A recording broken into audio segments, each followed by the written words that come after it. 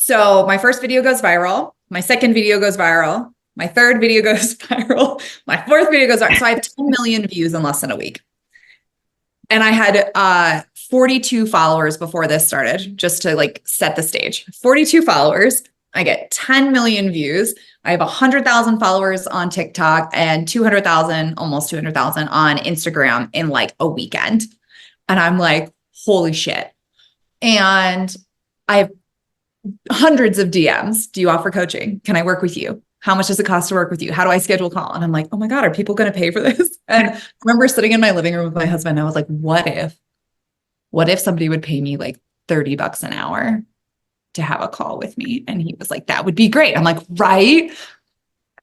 Okay. For anybody in the coaching business, don't ever charge $30 an hour. Okay? Nope, don't please. So I put a link live on my social media and I'm like, we'll just see if anybody signs up. So I have 50 hours scheduled in the first hour and I take the link down and I'm like, nope.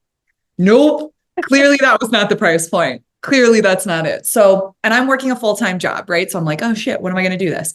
So I get through those 50 calls and I'm like, okay, I'm going to repost it and I'm going to like double my price. What? We're going to go like $75 an hour. We're going to see what happens. So $75 an hour, I have 100 hours sold in the first 60 minutes and I take the link down and I'm like, okay, guys, so clearly I am not understanding like what the val prop is here. And I don't have a website. I have like a Calendly link, period. This is my whole business model. Clearly super well thought out and strategic at this point.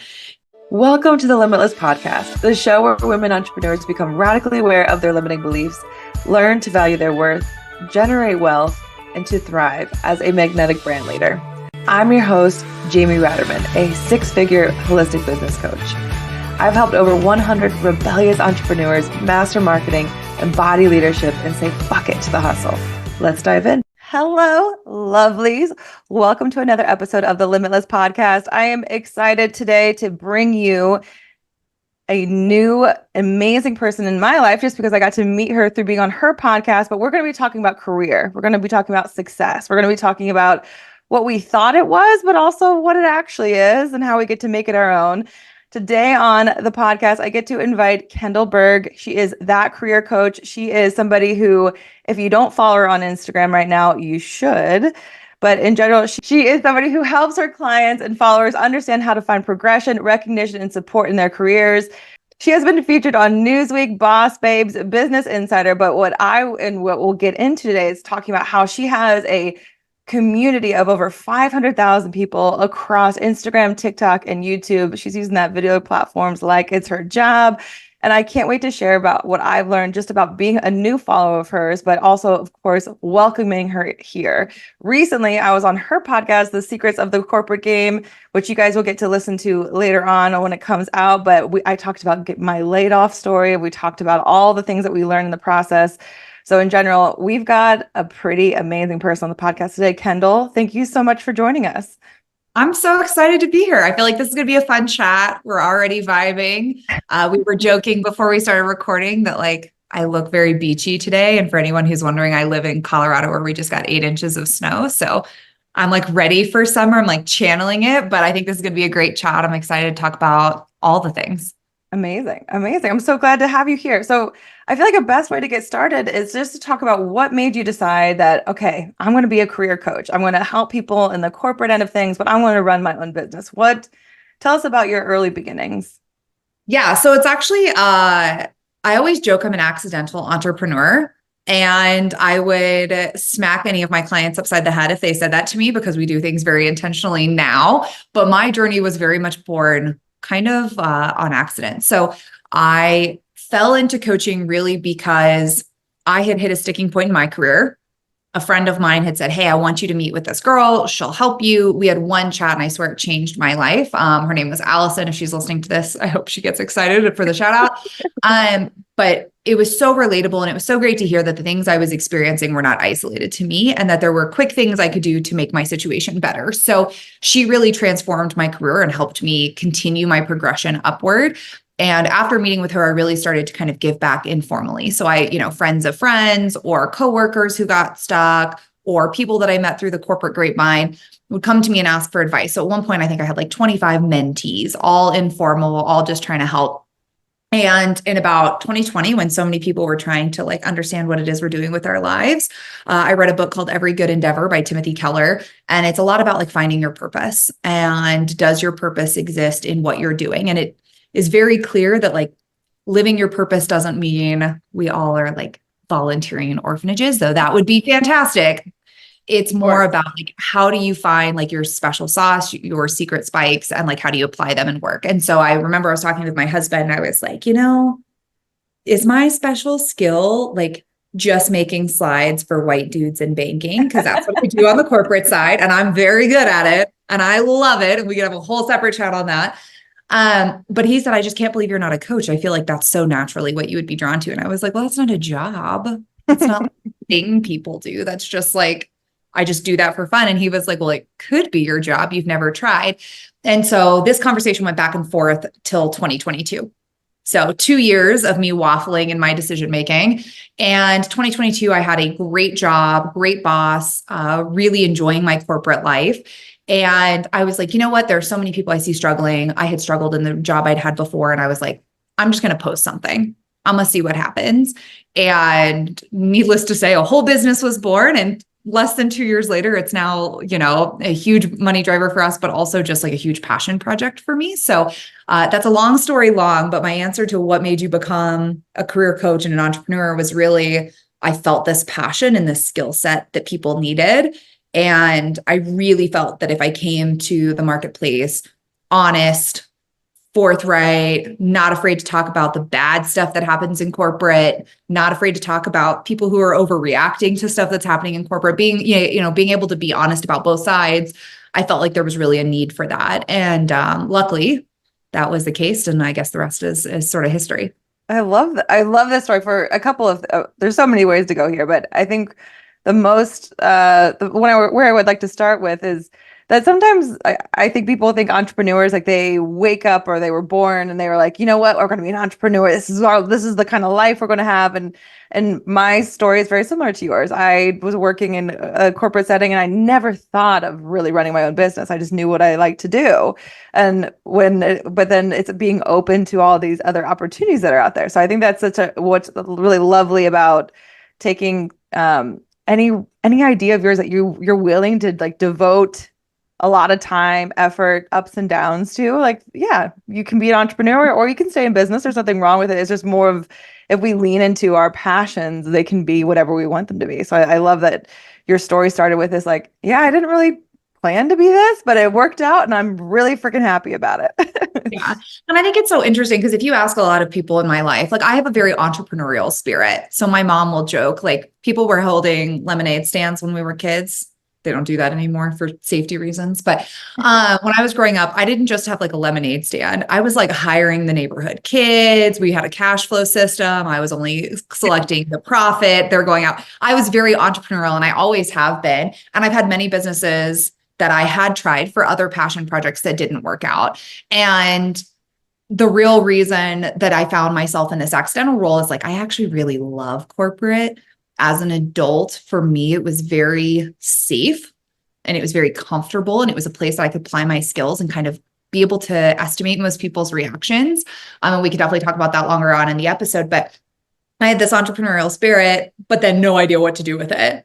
Right. And then fell into corporate, really treated corporate like it was my company and I was selling me. And I encourage a lot of my clients to do this as well, as if you see yourself as the product and you're building a business of yourself, you'll see a lot faster progression. You'll be able to advocate for yourself more naturally. You'll be able to get where you want to get faster. And then this was just kind of the spin-off of realizing these things that I had kind of learned to do naturally or had learned with the help of friends, people just weren't naturally inclined towards. And so I agree with you. I think if you think you have to have a fully fleshed out business process and you have to know exactly what you're going to do and you have to have a product that can be carried in Walmart, the reality is that's just not the case. And I'm a big fan of messy action. Man, just try it. Worst case, it doesn't work.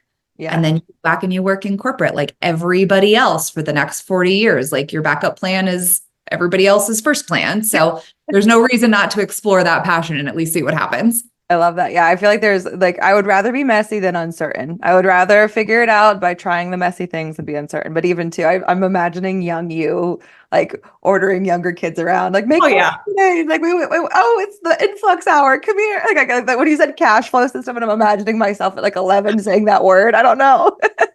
Well, and like my daughter she just turned 7 and I have birthed a mini me. Oh And God. she's so bossy and she wants things done her way on her schedule. And she's got a business plan. And my husband every time is like, this is you. This is you. You get to deal with this. And I'm like, I know, but she'll be great when she's CEO of a company. Really hard to parent, but like really great later. So I'm like, all right, we're going to nurture this. But yeah, I was definitely that kid who had like a wagon. I'm like keeping tallies in my accounting system for all the different lemonade stands I've set up throughout the neighborhood. Yeah, my parents, poor sweet souls they were.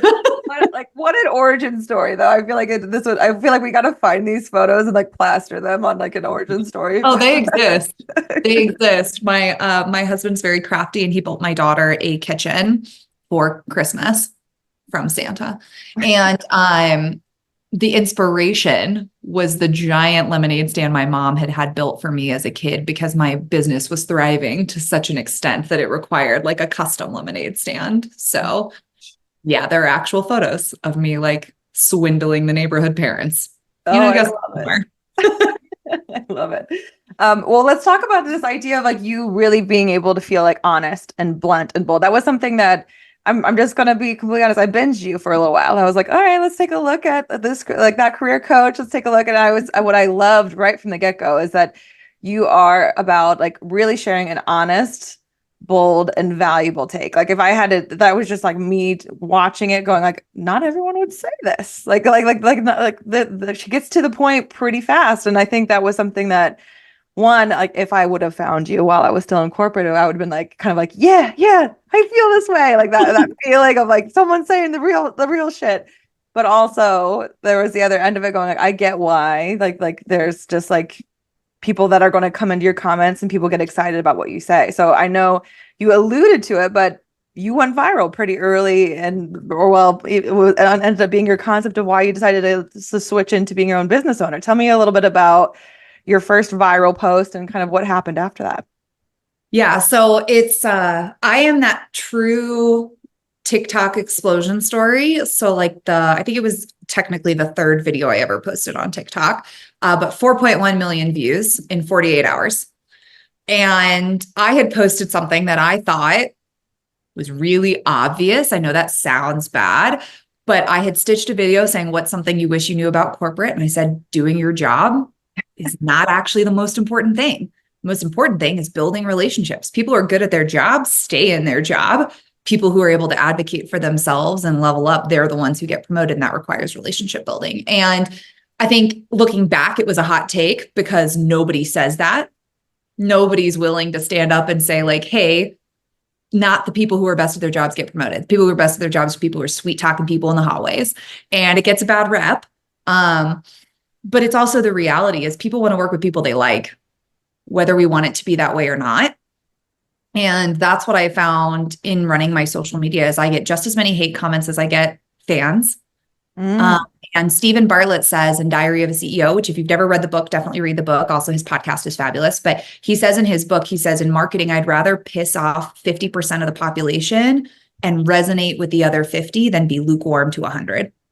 Ooh. And I did that on accident because I just was like, this is the truth. And people hated it, right? Comments were like, this is BS. People who are best at their job should get promoted. Meritocracy is the way to go. And it's interesting. I made a video a couple of weeks ago where like, I actually think meritocracies are bad. Mm-hmm. Again, polarizing concept.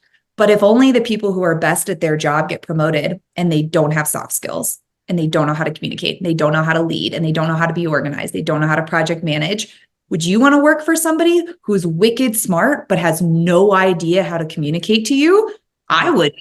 Absolutely. That sounds awful. Totally. Like it's like being good at something doesn't mean that you're good at getting everyone to be good at it. Like that. Exactly. I think that's the biggest thing. Yeah. Okay. So I guess the question within this is that, so it sounds like just like being like saying the bold take, the honest take, even though I feel like there's always a it's a familiarity bias, I think, when somebody, like, as you were saying, I didn't think it was a hot take, but it was, is that sometimes like the way we think everyone thinks the same way. So like sometimes just saying the thing that's on your mind actually is going to be what allows somebody to come and find you, which I think let's just like lower the barriers, like stop overthinking what you have to say on social. But also, was there any part of you, especially maybe not then because you didn't think it, but like even now when you start to share some hot takes that you're like, ooh, like should I press post on this, or like what's going to happen if okay, like maybe is there any of those like sometimes like mindset blocks that come up whenever you're wanting to share the bold take? Yeah. So I'm gonna answer this in two parts. I think when I first started, because I didn't realize how popular it'd be, there's a lot less fear. Cause like, oh, the 7 people who see this might get mad. But then 4.1 million people see it and you're like, oh shit. Well, that's a lot of mad people. I will say it didn't make me nervous until people who worked with me started finding it.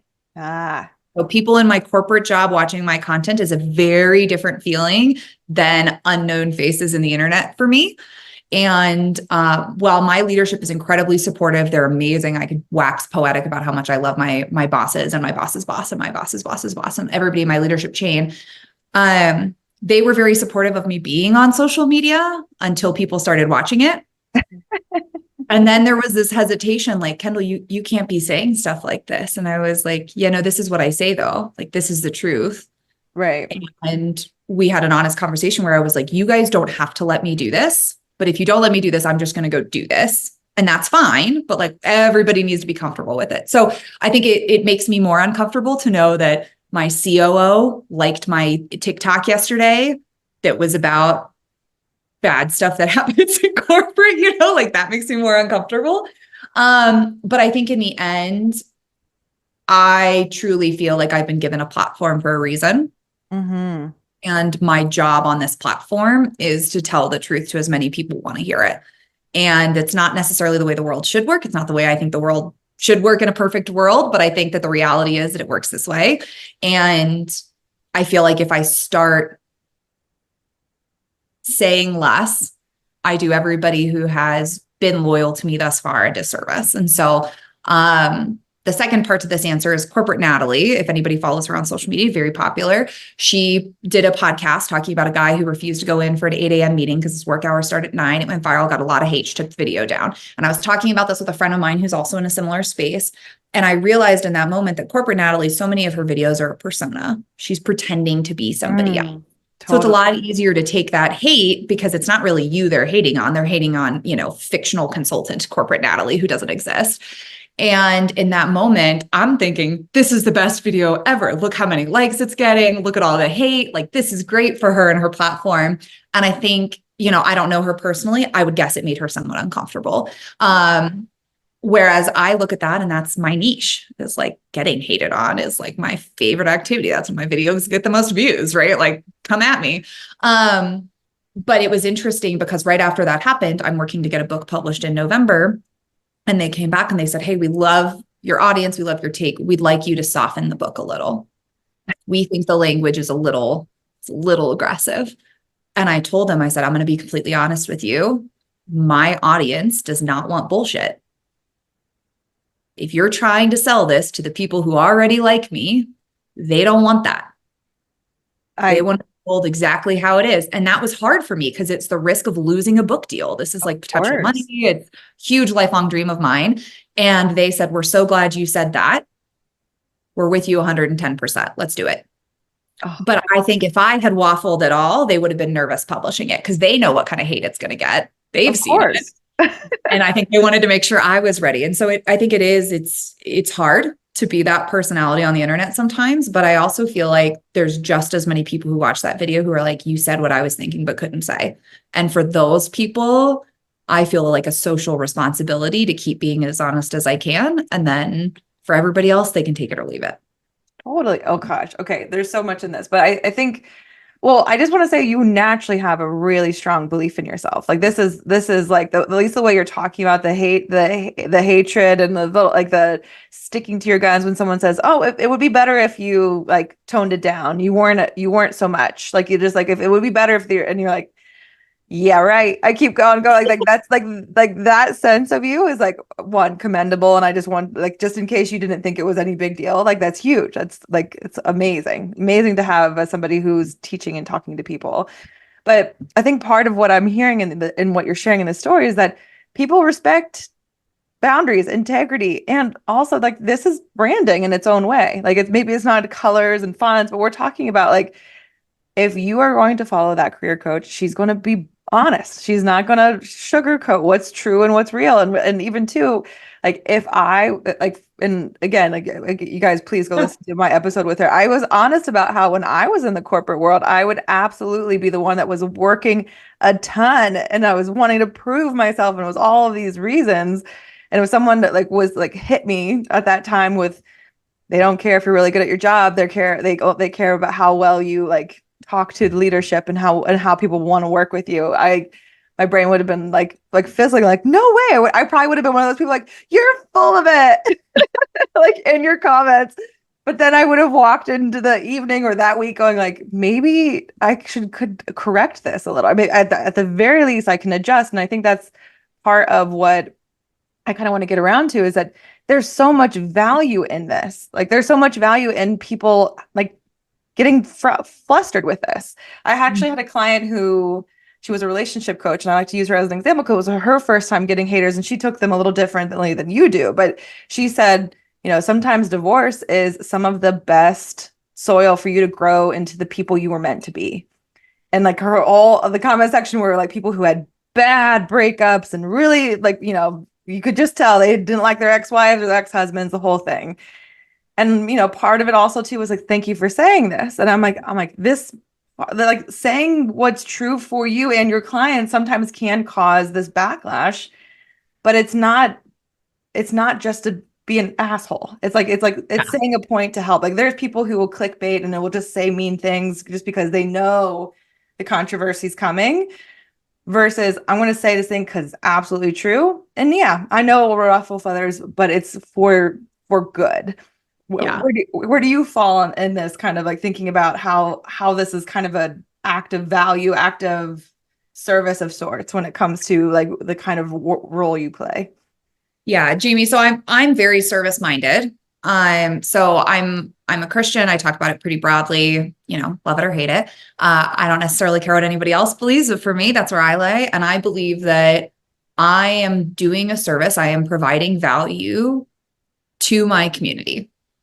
And so for me, that is always first. It's why there's so much free content on my TikTok. I don't clickbait you and say 3 things you need to do for an interview. Sign up for my program. I give you all 3 tips.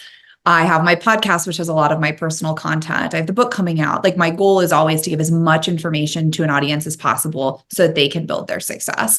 What I will say is almost every client I've gotten in 2024, so I've now been doing this about 18 months. Every client I've gotten so far this year has said, I followed you for a year and I wanted to hate you. I wanted to hate you until I realized you were right. Every single one. I've had clients come in for sales calls with me. We talk about their problems, and then they come back a year later and say, I wasn't ready. I'm realizing now that I need to be ready. Like, because I would hope that even though it's polarizing, the information I'm putting out there, I truly believe is accurate. I really believe you can change your career by learning to build relationships, by learning how to communicate effectively, by learning how to advocate for yourself, or building a personal brand. Like I truly believe these things help you move forward. And so my hope is to give as much to the community as possible. And I want to touch on what you said earlier of like having this self-confidence. What I think is really interesting for me is I have self-confidence in phases, in places, right? And I think for anybody who's listening, who's like, wow, like she just knows who she is. She's a girl. No. But I think I am really confident about corporate. I know how corporate works. I was offered a CFO role before I was 30. I've been offered 2 COO-ships. I've reported to C-suites at huge Fortune 50 companies and Fortune 100 companies. Like I've done a lot in my corporate career, and I feel really confident about that space. I have so many insecurities in other places, right? And, you know, being candid with your audience, like I'm insecure about my looks. I'm insecure about my weight. I'm insecure about the fact that I say stupid stuff in social situations because I'm an introvert and my brain like completely shuts down suddenly and is like, do you know the sky could be green and we don't know it? And I'm like, where are we going with this? Where are we going with this ADHD mind? Rein it back in. Like, Right. I insecurity is another space. And so I think if you're listening to this and you're like, man, I want to be an entrepreneur, but I don't feel that confident, or I want to share my thoughts, but I don't feel like I know they're right, or I'm worried about the haters. It is okay to do things in a way that fits you and to feel confident in places and insecure in other places. And like, we work on building ourselves up over time. I have a bunch of good friends who are reading the book Worthy right now, so it's on my book club list. But I also like to touch on that because while I think I can come across very confident, there are plenty of other spaces. Like yesterday, I had a mental breakdown that was like, I'm a bad mom. And my husband was like, all right, let's like take a breath. What happened? Like, I just, just things happen. So, but I think back to your original question, I feel like this is done in service of a community. To me, the 500,000 people who follow me across all my platforms, like, I want to help them. I want to make them better, encouraged, supported. And so it's easier to take the haters when I know, one, they might not be haters forever, and two, that it's still serving a huge part of the community as well. Totally. I think even you kind of talking about the self-confidence, I think there's a sense of kind of getting rid of this idea that it's either something that someone naturally has or doesn't. Even within, I think like you talking about your entrepreneurial spirit, just like how you grew up, like these are things that are skills. Like for somebody who, let's say, is very shy, wants to people please, isn't ready to kind of say the loud things. What is their version of like a rebellious act is usually what I would like even too, if we're talking, like I've told this story before on the pod, but like I feel the same way about sometimes with my body and different things. I'm like, what's one rebellious way of like accepting my body as it is right now? And like, it's like taking my shirt off in the middle of a bike, like a completely dark room of bike, like a spin studio. And like, no, everyone else is already doing it. But like, for me, this is a big freaking deal. And like allowing that self-evidence to be what's important. And then it starts to just exude. Like, I think that it's like all about what happens internally and then externally. Doesn't mean we can have our bad days. Doesn't mean we can have our bad days. So like what I love about you, while I would say it seems like it didn't feel very natural, we got to understand that this is like probably years on you building this like confidence in this particular area of your life. So that's, yeah. I thank you for grounding that very much, very much.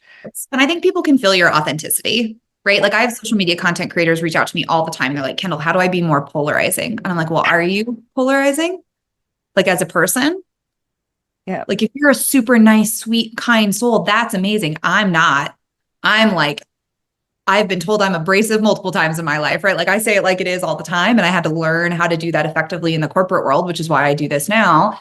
But if you're not naturally polarizing, if that's not comfortable to you, don't make yourself inauthentic and fake to appeal to a certain population. Of course. Find what's yours. To your point, like the shy person who wants to people please.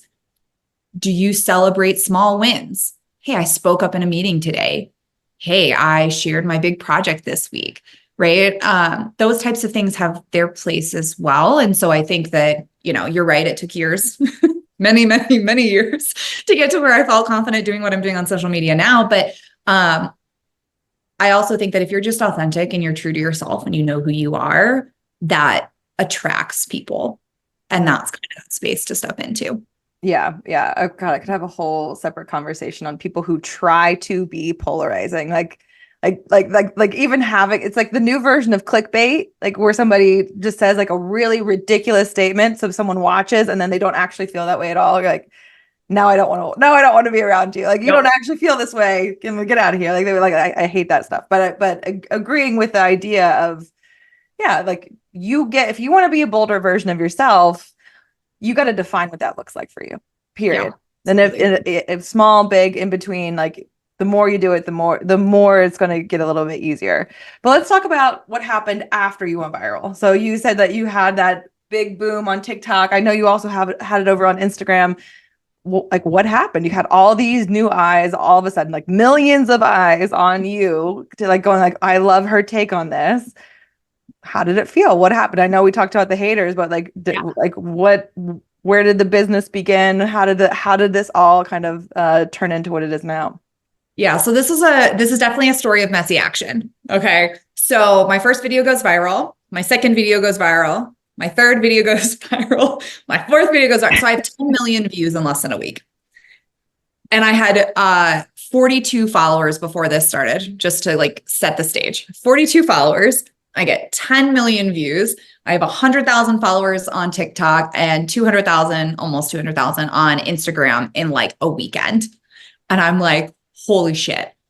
And I have hundreds of DMs. Do you offer coaching? Can I work with you? How much does it cost to work with you? How do I schedule a call? And I'm like, oh my God, are people going to pay for this? And I remember sitting in my living room with my husband. And I was like, what if somebody would pay me like $30 an hour to have a call with me? And he was like, that would be great. I'm like, right.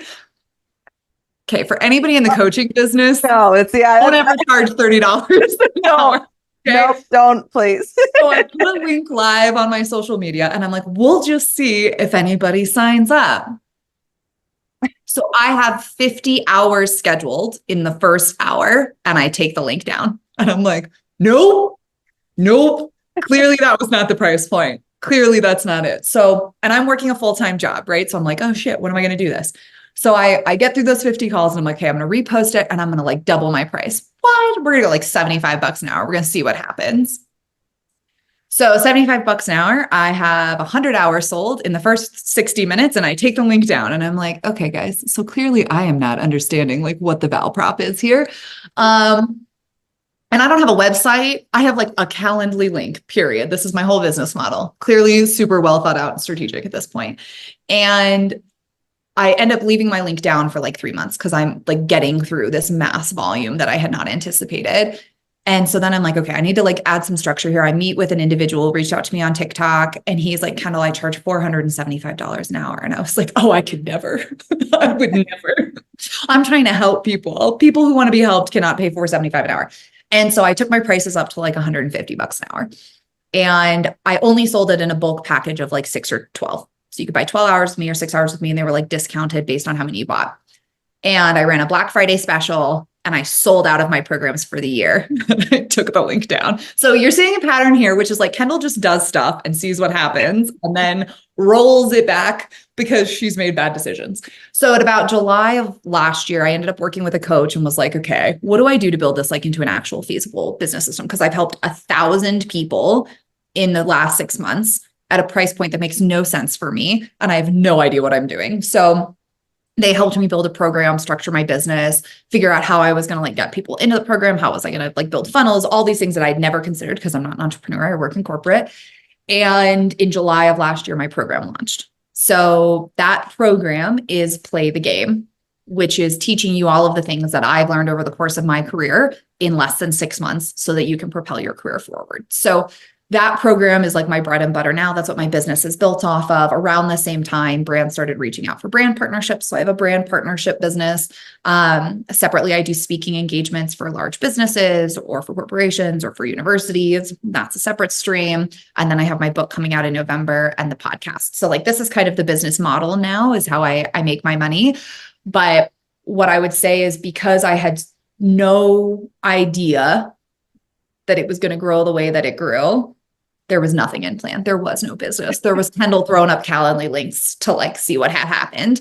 And then we finally like built a website, established a program, built the infrastructure. And now we help in a much more coordinated way. But I think for anybody who's like, I want to be an entrepreneur, but I have no idea what I'm doing. That's cool. Neither do I. I'm just figuring it out as I go. And then now I have, a business coach and I have other career coaches that I work with to kind of help me like bounce ideas off of. But even last weekend, I decided I'm going to run my first masterclass. I've never done a masterclass. I'm going to do it. I'll post it. We'll see how many people sign up. I'm going to cap it at 80 people.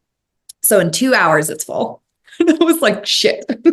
Let's just give like an applause. Like, I just feel like we just need to like applaud the amount of success of just like doing the thing, trying the things. I think it's like just in general, you made no mistakes. You just learned, you did some trial and error for a while. Like you trial and error. Like there's a lot of trial and error. You're doing a science experiment with what it looks like when this many people are paying attention to what you're saying, which I think is the biggest takeaway, because I've absolutely had clients that get so wrapped up in the offers, so wrapped up in what they're doing, so wrapped up in the thing. And I'm like, I haven't seen your face in a feed in a while. Like, I'm like, what's going on with like, how do you feel about these things? They're like, well, jump in here. They're like, well, I got to finish this, or I got to finesse the web page this way. And I will absolutely say, like, having the offers, that there's a stability and security and confidence. I'm not saying that that's like completely gone, but when someone talks to me about how like the offers are what sells, I'm like, yes, but visibility is what's going to make them turn into numbers. And I think that with your process, which again, amazing, like this is like an amazing story of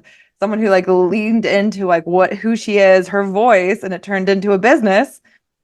Take that just at like taking the success and all the amazing things out of it is that if you do this, you're going to have these crowd of people that like can't wait to get to know you, can't wait to continue to get in there. And then I assume we're fans all the way up until you put up that program, and now you get to keep like moving through it, which is the power of social media, in my opinion, that you get to evolve if you allow yourself. I think there's a sense of like, some people will think that whenever you do go viral, oh, that I can't do anything other than this thing, but it's like being able to evolve with it, allow yourself to share vulnerably, like, yeah, guess what, I'm moving my prices because I didn't realize that was low. Like these little small things are, it's totally fine. Like as long as like sticking, just as long as you're sticking with like, I'm here, I'm sharing, I'm bringing value, you will find that you get to the place you need to. Some people might be a little faster with support, but at the end of the day, just sticking with it.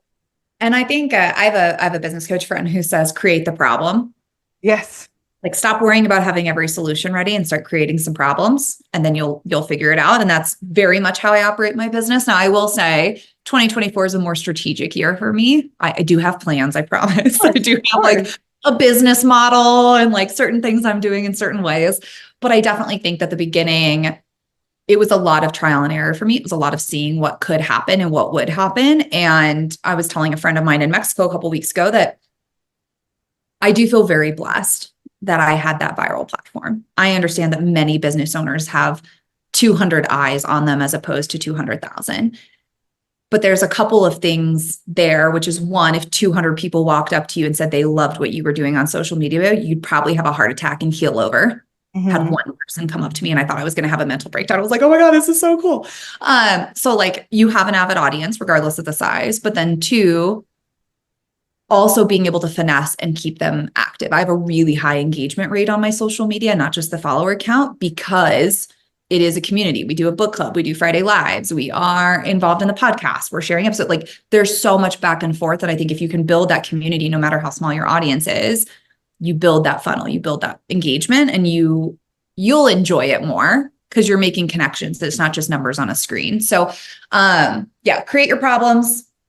Eventually get to a point where you're trying to be strategic, even though your masterclass explodes when you weren't expecting it to. And then I think being aware that regardless of the size of your audience, you do have one and you can leverage that and build that into whatever. And a friend of mine who's a coach, we roomed together in Mexico, actually, we were talking and I was like, half of your content feels fake to me. She was like, well, half of my content is fake. And I was like, yeah, I would just stop that half. I was like, why don't you just talk about the stuff you like? She's like, yeah, but the other stuff does better. I was like, doesn't matter. You're trying to attract the right person, not every person. Start just posting the stuff you want to talk about. And she did it yesterday. And her post was like, I was like, so happy. I was like, I know this one was you. I'm like texting her. And so I think that if you can just lean into that, into like who you really want to be, you'll attract the right people. And then it's not about getting the biggest number. Like I could do different content and hit 1 million followers. I don't really care about it. Yeah. Because one is the 200 and I don't even know how many right now, almost 300,000 that I have right now on Instagram. They're commenting all the time. They're sending me DMs. They're writing articles about, somebody sent me an article the other day. Apparently I was in a newspaper. I didn't know it. They said they reached out to me. Incorrect. But like, I love this like involvement that we have. And so start taking that messy action, but just stay true to who you are and you'll start to feel as involved as you want to be in your business, as opposed to like social media is that chore that you just have to do every day.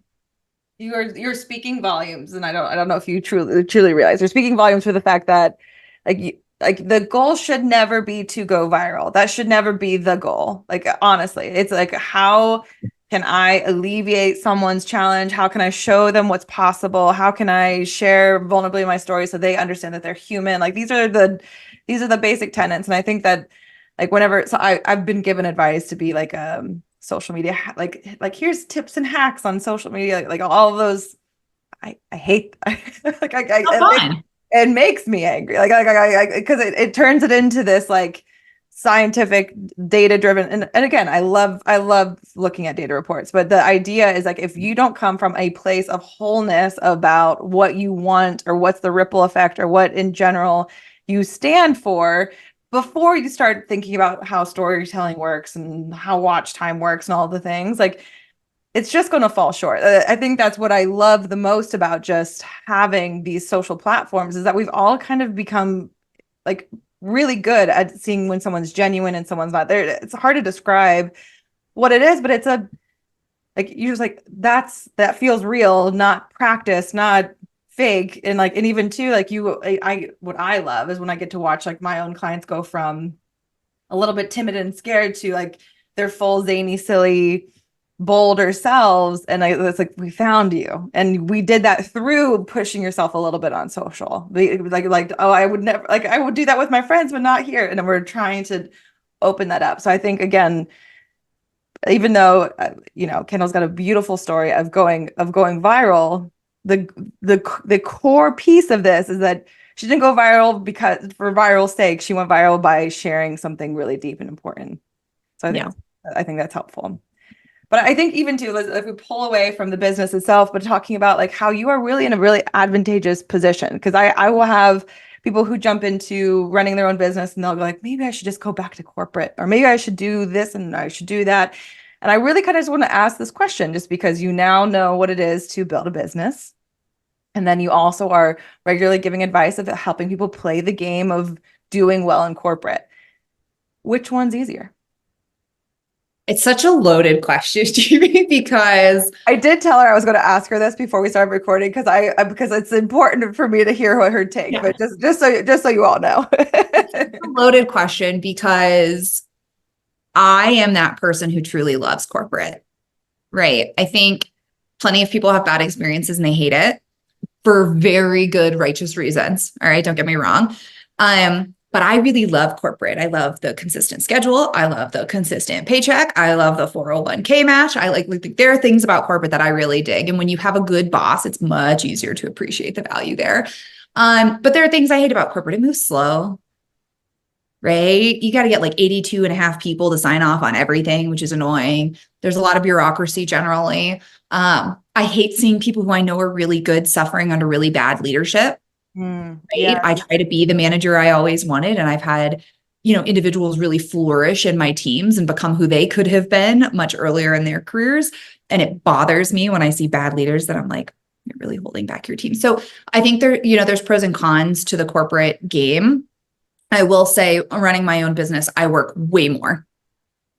Okay. So all of these people on TikTok were like, you want to work 22 minutes a day and make money while you're in Mexico? Bullshit. There are business models where that works that way. You will never, ever, ever disconnect from your phone and only work 22 hours a day if you're an entrepreneur. Okay. Or 22 minutes a day, 22 hours, maybe 22 minutes a day is not happening. So honestly, the people that say that my immediate thing is like, your clients are desperately needing more support if that's true.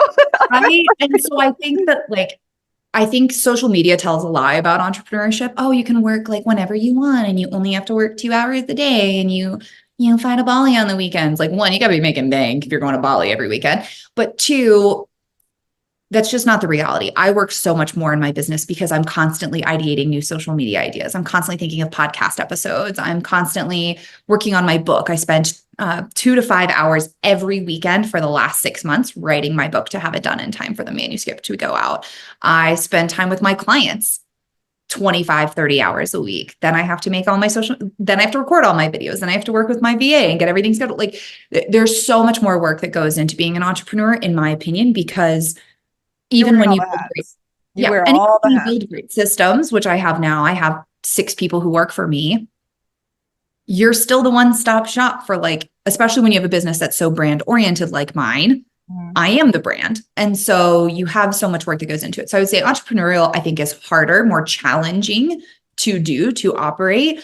But I also think the risk reward of entrepreneurship is to the moon. Like I feel every time a client decides to work with me, I'm like, you made such a good decision. And I'm so excited to see your career move forward. And it's going to be so great. Like, I am so emotional because I'm like, you need this. And I know you need this. And I know I'm going to help you. And it makes me happy. And then I have close to like a 50-60% re-sign rate in my program. Like, you go through my program and you decide to stay with me is about 50-60%, which is pretty high. And every time a client decides, normal. You can usually keep clients. You can usually keep clients before like taking on new ones, which is great. That's every time a client resigns, I'm like, I love you. You're doing so great. I'm so proud. Right. Like, so I think the reward side of entrepreneurship is so much more than like the deck I made and went to the MC and they liked it. Like, great. That's cool. Like the corporate side, like, yeah, I did my job and it's fine. So I would say like the reward for me is way better in the business, but as far as the work, like I really love both. And I think they both have their place. And for me, I wouldn't be capable of running my business without having the corporate side. So I did plan to quit last year, my corporate job, just because my entrepreneurial side had gotten so big and my leadership was very convincing as to why I should not be doing that. And they're incredibly supportive of my business. And my COO likes all my posts on LinkedIn, like really good dude. My CIO is over there commenting. So I have a good support structure in corporate, which is nice. But what I would say is if you're listening to this and nothing I'm saying resonates with you and you're like, I hate corporate, it is the soul sucking abyss of my life, then either A, you're in the wrong job and you need to figure out what the right job is, which call me, or B, you need to be doing your own thing and you're not built for corporate. I have clients who come to me every once in a while and they're like, this is what I want to do. And I'm like, no, you don't. You want to run your own business. And they're like, well, yeah. And I'm like, okay, go do that then. Don't come to me and ask for help with your corporate career. That's not where your passion is. It's always going to feel unfulfilling if you'd rather be doing something else. So those would be my two pieces of advice. But for me, like I really love each equally. But if I was told I had to pick between the two, the reward and like the passion that I have for what I'm doing in my business, it would win every time. I love it. I love it. And I think that this is the there's no black and white here. Like there's always going to be a nice, and I talk about this with like so many things. There's always going to be the really positive, the amazing things about something. And there's also going to be the things that slow you down and pull you back. And you're exactly right. I can still remember how long it took me to get like just content approved whenever I was working corporate side. And then now it's like we're churning things out on a regular, like day-to-day basis and what that looks like. So I think there's a sense of like, you definitely have to find out what you love. And then you tell me if I'm way off on this. I think people who naturally love to play the game and naturally enjoy like kind of like what it is to kind of play with the politics of corporate probably do well. Like they know that in general they're going to do well versus somebody who loves a particular craft skill. They can do well in corporate if they have the right manager, but they might feel like they kind of run into a ceiling of at some point and they want to do something else or have another outlet for them to use it. So I think the corporate like benefits are regular income. You know, you don't have to decide what you got to do every day. You go in, you know what you're supposed to do, in and out if you want, depending on what you're doing. On the other side of the things, like on when you're running your own business, you decide how consistent your income is. Like you decide, like if you've built the systems, you've built the programs, you've built the products that bring it in. But also too, like there's the ability that can be 3 times what it was last month if you want it to be. So like there's a lot of like you got to do more work, but it's work that hopefully you've chosen and it's going to be more fulfilling. Yeah, I totally agree with that. I think there's definitely a subset of the population who's naturally more inclined towards politics. I was not. Good to know. So I was given the feedback, this was almost a decade ago now, that if I could not learn to get along with people I worked with and stop being so direct, I was going to get stuck. That was the feedback that led me on this journey, was I was too direct. They called me the ice queen behind my back. I was great at getting results, but horrible to work with. This is basically, I'm summarizing. And I didn't think I was horrible to work with. I'm great to work with because I'm gonna get all this shit done for you. You're welcome. And I had to learn to play, right? And I got burned a lot along the way. So a lot of the things I teach are from lessons I learned by playing the wrong way and making the wrong steps. So I think there's an ability to learn to play, but there's definitely a subset where it comes more naturally and it's gonna be way easier for those people to move up quickly. And if you do invest in learning to play, sometimes it's going to require you to do things that like naturally you wouldn't be inclined towards. And to your point, if that's going to force inauthenticity, if that's going to force like a devaluing of your work, then go the entrepreneurial route. Apply your craft as a contractor, as a consultant, as a business owner, like figure out what that path looks like for you. But for me, I definitely learned it. I felt like it was do or die. Like my career path was heading in a very specific direction. If I wanted to get there, I had to learn to play. So I did. And then I got there and was like, no, thank you. This was really fun, but I would just like to sit at my desk and not be asked questions anymore. Thanks so much. And I turned down a CFO role and I went to work like for a CDO doing more like chief of staff work and really loved it. So I really flourish in that like chief of staff. Like I want to be adjacent to the C-suite, but I don't actually want to be on call with the board ever. That's not fun for me. Though I do present to them quite often, but for me, it's more of that. I wanted to learn. I wanted to prove I could do it. And then I proved I could do it. And I was like, okay, well, this is good. Thank you so much. So yes, so to your point, for the people who it doesn't come natural, it requires a lot of intentionality. And it's not as fulfilling as the people who want to go schmooze all day. My husband's in sales. He loves to schmooze. That's like his jam. Like, Gosh, great. when you meet a natural sales guy or whoever it ends up being, yeah, it makes sense. Like my brother's a salesperson and I'm like, and he loves it. Like you could just like tell he enjoys the little like ways to like get people to, it's just his thing. And I'm like, I like sales, but not like you. like you. I can sell. I don't want to. The same reason why my content is the way it is. Because when people get on a call with me to join my program, they're like, oh, you're exactly like your videos. I'm like, thank you. I try. Exactly so you're going to pay this much. Welcome to the program. I'll get you scheduled for Friday. Like, because I don't want to have to sell. That's not enjoyable to me. I can do it. It's just, that's actually where I started. It's how my husband and I met. Blech. No, thank you. So. Well, I think the biggest takeaway from everything that we've talked about today is essentially like being able to know who you are and start from there instead of trying to play to others is going to help you decide what path is going to be the best for you. But even more so that there's just opportunities, like really, there's an endless opportunities once you know those things. At least that's what I'm taking from what you're sharing. But the podcast is called Limitless. And I always like to ask this question as we finish up here. What does being limitless mean to you? For me, being limitless is the ability to step into yourself with a level of comfortability and authenticity and know that nothing could stop you if you decided to do something, right? Whether that's start a business, that's get promoted, that's, adopt 300 dogs and run a dog farm. I don't know, whatever your dreams are, but if you can step into that, being true to yourself with a clear idea of who you are, nothing will ever hold you back from getting where you want to go. The only people who aren't successful are the people who quit. Oh, I love it. No notes. That's perfect. That's fantastic. Kendall, thank you so much for all your time today. Let us know where we can stay in touch with you. Absolutely. So I am that career coach on all platforms, YouTube, TikTok, Instagram, Twitter. Find me, or thatcareercoach.net if you're looking to get more information about my programs or how to connect with me. Or if you have anonymous Q&A you'd like me to answer on the podcast, you can submit that on the website as well. Beautiful. Amazing. Thank you so much for being here. Awesome. Thank you so much, Jamie.